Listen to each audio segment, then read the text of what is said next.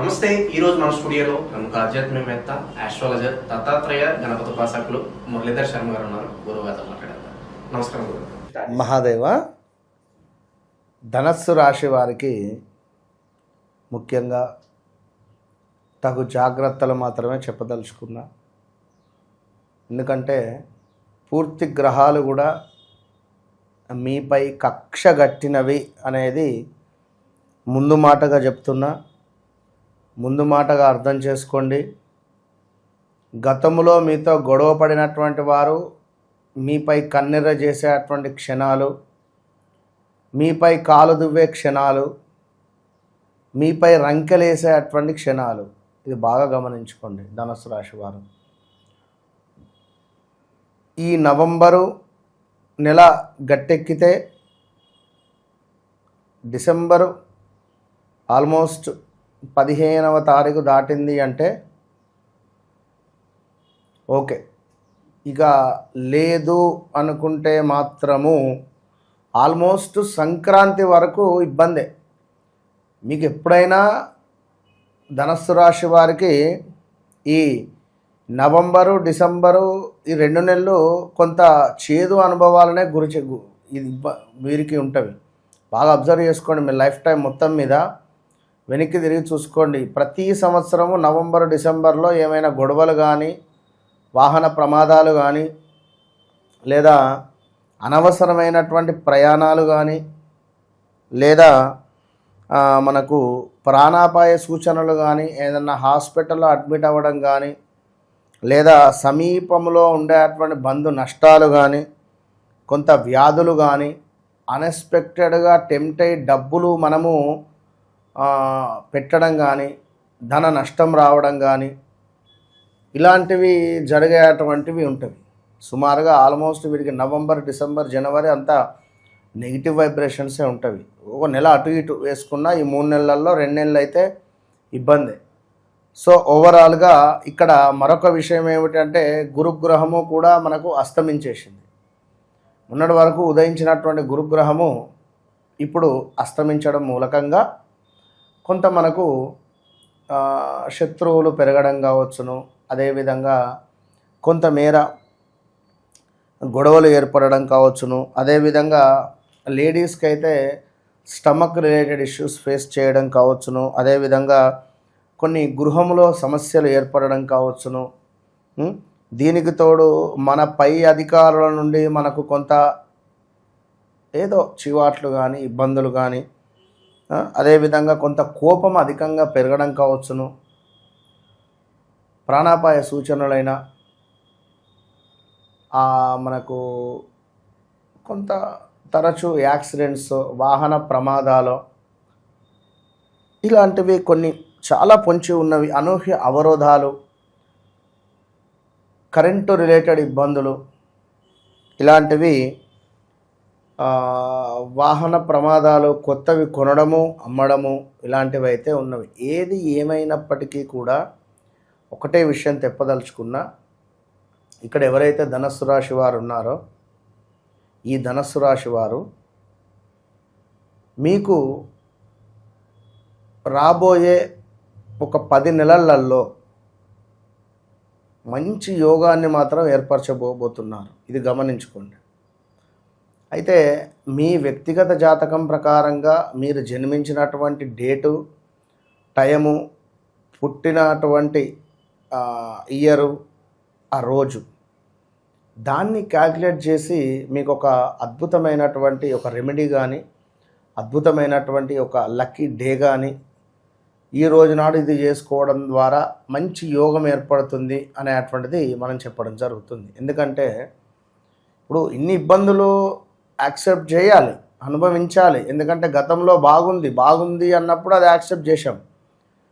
ఇప్పుడు బాలేదు. 2023 ఆగస్టు నుంచి 2024 ఆగస్టు వరకు కూడా కొంత ఇబ్బందులు ఫేస్ చేశారు. 2024 ఆగస్టు నుంచి 2025 మనకు సుమారుగా మే వరకు కూడా ఈ లోపు, అంటే 2024 ఆగస్టు నుండి సుమారుగా ఏదో ఒక శుభం జరిగి ఉండాలి. 2023లో కూడా కూతురు వివాహమో, కొడుకు వివాహమో, ఏదో ఒకటి తప్పకుండా జరిగి ఉంటుంది. 23లో 24లో కొంత ఇబ్బందికరంగా ఉంటుంది. మళ్ళీ ఇప్పుడు 25లో కూడా కొన్ని పనులు ముందుకు వెళ్ళినవి ఈ మనకు గత ఒక 8 నెలల నుండి. ఇక ఇప్పుడు ఏమిటి అంటే కొంత నాన్నకు ఆరోగ్య సమస్య రావడము, స్థిరాస్తులలో మనకు కొంత ఇబ్బందులు కావచ్చును, అదేవిధంగా ఉద్యోగంలో కొంత వర్క్ ప్రెషర్ ఉండడం కావచ్చును, ఉద్యోగంలో ఇబ్బందికరమైనటువంటి సంఘటనలు ఎదుర్కోవడం కావచ్చును, రోజు చూసేటువంటి వ్యక్తుల యొక్క మొహాలు మనకు నచ్చకపోవడం కావచ్చును. ఎందుకు నచ్చది అంటే ఫలానా వ్యక్తి నీ గురించి ఫలానా మాట అన్నాడు అని నువ్వు నా ముందే హే నవ్వుకొని కూర్చుంటే నాకు తెలియదా? ఫలానా వ్యక్తితో ఏమన్నావురా అని నిన్ను అడగలేం. అడగచ్చునా? అడగలేం. కానీ మనసులో మాత్రం అదే ఉంటుంది. కానీ బయటికి నవ్వుతూ ఉంటివి. నీ మనసులో అంత విషయం పెట్టుకుంటుంది నా పైన. ఏమనిపిస్తుంది? ఇబ్బంది కదా. అలాంటి సందర్భాలు ఫేస్ చేసేవారు. మీరు చెప్తే మీ బాస్ ఓకే అన్నటువంటి మీ బాస్ ఇవాళ నువ్వేం చెప్పకు, నాకు నువ్వు వెళ్ళిపో అన్నటువంటి వ్యక్తి కాస్త మీరు ఉండొచ్చును అని చెప్పి మళ్ళీ ఒక వారం 10 రోజులు 1 మంత్ అయిన తర్వాత మీరు ఇక ఖచ్చితంగా వెళ్ళిపోవడే వేరే చూసుకోండి అని చెప్పి కూడా చెప్తారు. విదేశాల్లో ఉండేటువంటి వారికి అయితే అసలు ఏం జరుగుతుంది అనేటువంటిది కూడా అర్థం కాని సిచ్యువేషన్ ధనుసు రాశి వారికి, విదేశాల్లో ఉండేటువంటి వారికి. మరి ఇంటికి వద్దామా అంటే ఇప్పుడు మనకు ఆఫర్ ఉంది ఇస్తా అంటున్నాడు. ఇలాంటివి చాలా ఉంటవి. సో ఇవన్నీ ఫేస్ చేస్తూ మనకు కొన్ని అనూహ్యమైనటువంటి అవరోధాలను ఫేస్ చేస్తూ ఇప్పుడు ఏమిటి అంటే గురుగారు, కొంతమందికి ఏదన్నా ప్రత్యేకంగా యోగాలు ఏమైనా వరిస్తే ఈ ఫలితాల నుంచి తప్పించుకునే అవకాశం ఉంటుందంట. ఖచ్చితంగా ధనస్సు రాశి వారు ఎవరైతే ఉన్నారో వీరి జాతకంలో గురువు చంద్రుడు కలిసి ఉన్న, ఒకవేళ వీరికి ఇప్పుడు చంద్రుని యొక్క దశలో ఉన్న లేదా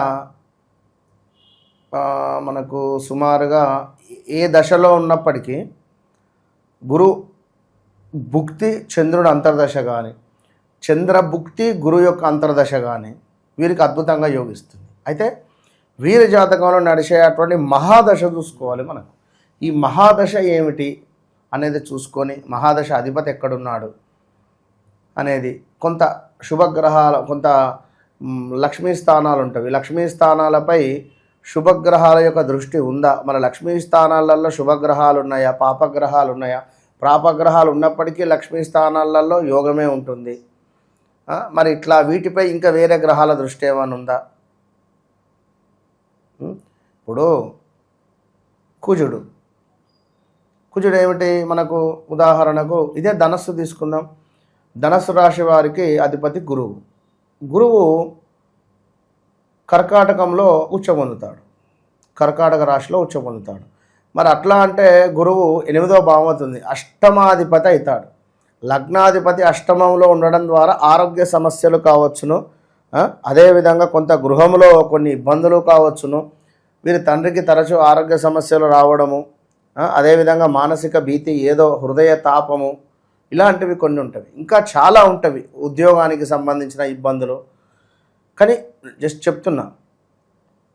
మరి అక్కడి నుండి గురువు చూసేటువంటి దృష్టి పంచమ భావము, అదేవిధంగా నవమ భావము, సప్తమ భావము, లగ్నాన్ని చూస్తాడు. ఇట్లా లగ్నంగా మన అదేమిటి వీరి 2వ భావాన్ని ధనాన్ని చూస్తూ ఉంటాడు. సో డబ్బు పరమైన ఇబ్బందులు. మరి ఇక్కడ ఈ గురుగ్రహముకు అటుపక్కన బుధుడు, ఇటుపక్కన సూర్యుడు ఉంటాడు. మరి అటు ఇటు పాపగ్రహాలుంటే ఇబ్బందే. ఈ గురువు యొక్క చూపు కూడా పాపగ్రహాలపై పడ్డా, మరి గురువుకు సంబంధించినటువంటి ఇల్లు ఏదైతే ఉందో ఇక్కడ ధనస్సు మనకు మీనము, ఈ 2 ఇంట్లపై పాపగ్రహాలున్నా, పాపగ్రహాల చూపున్నా ఇబ్బందులు ఎదురవుతాయి.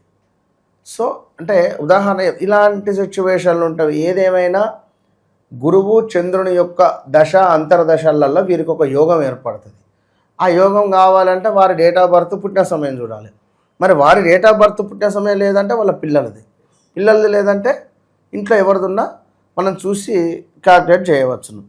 సో ఓవరాల్గా ఈ విధమైనటువంటి పరిస్థితి ఉంది. మొత్తం మీద స్థాన చలనము, ఏదో విచారము, బంధుమిత్రుల పీడ, కొంత అనారోగ్య సమస్యలు, ఇంట్లో శుభకార్యం మాత్రం మే లోపు అవుతుంది. తప్పకుండా మే లోపు ఎప్పుడైనా కావచ్చు. పిల్లలకు సంబంధించింది కానీ మనవళ్ళకు సంబంధించింది కానీ ఏదో ఒకటైతే తప్పకుండా యోగించేటువంటి పరిస్థితి అయితే. ఓకే, సో ఇలాంటి పరిస్థితులు ఉన్నాయి కాబట్టి విశేషంగా ఈ నెలలో ఏదన్నా ప్రత్యేక రెమెడీ చెప్తారా ధనుసు రాశి వాళ్ళకి ఏదన్నా? ధనస్సు రాశి వారికి ఖచ్చితంగా కూడా వీరు పడుకునేటువంటి ప్లేస్లో కొంత సోంపును ఆ యొక్క ప్లేస్లో పెట్టి పడుకోండి. అదేవిధంగా పడుకునేటువంటి సమయంలో కాస్త సోంపు అనేటువంటిది తినడము, జీలకర్రను దానం చేయడము వీరికి మంచి ఫలితాలను ఇస్తుంది. అదేవిధంగా కాఫీ ప్యాకెట్స్, అది ఏదైనా కావచ్చును, కాఫీ ప్యాకెట్స్ను కూడా దానంగా ఇవ్వండి, మంచి ఫలితం ఉంటుంది. దీంతో పాటుగా ఈ నవంబర్ నెలలో ధనస్సు రాశి వారు తప్పకుండా కూడా బెల్లం కలిపినటువంటి నీటితో సూర్య భగవానుని ఆరాధన, సూర్యునికి అర్ఘ్యం విడిచిపెట్టడము వీరికి అత్యంత అదృష్టాన్ని తెచ్చిపెడుతుంది. ఓవరాల్గా నవంబర్ మాసంలో ధనుసు రాశి వాళ్ళు ఏ విధంగా జాగ్రత్తగా ఉండాలి, ఎలాంటి ఫలితాలు ఎదురవచ్చు అనే అంశాన్ని అద్భుతంగా వివరించారు. ధన్యవాదాలు గురుగారు. మహాదేవ.